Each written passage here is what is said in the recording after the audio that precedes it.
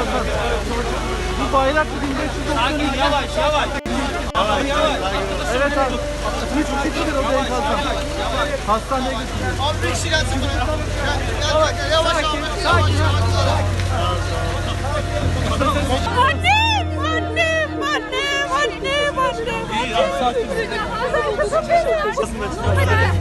Gel kızım benim. Gel kızım benim. Can abla. Al şunu. Üç kişi, üçü de buradalar. Üçü de kurtuldu şükür Rabbime Deprem anında evde şükür. miydiniz efendim? Yok ben evde değildim. Çocuklarım evdeydi. Geçmiş olsun efendim.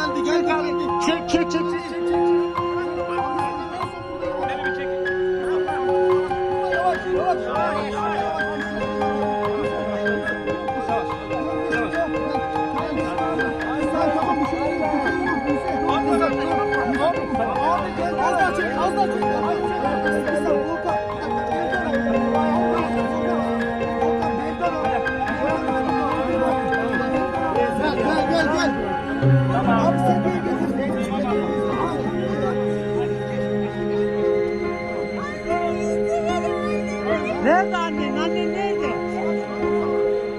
Yan odada mı?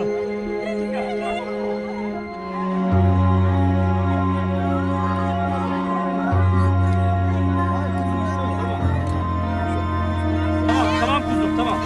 Tamam. Sen bir rahatla. Bir rahatla Buse. Tamam iyisin. İyisin Buse. Tamam bir şey yok.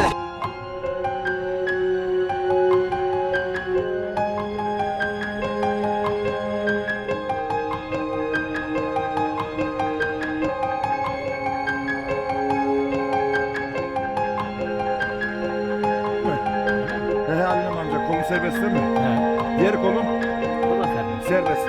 Bacağın hangisi? İkisi serbest mi biri mi? Sol. İşte serbest değil ama. He? Geçmiş olsun Halim amca.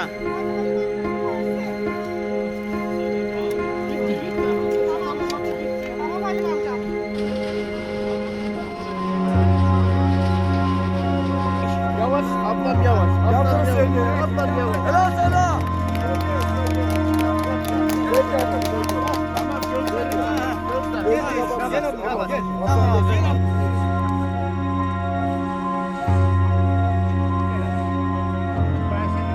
Gel annem gel.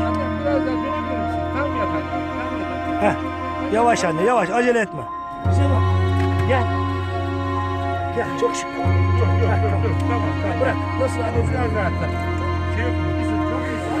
Çok iyisin. Çok iyisin sen. Tamam, çok iyisin.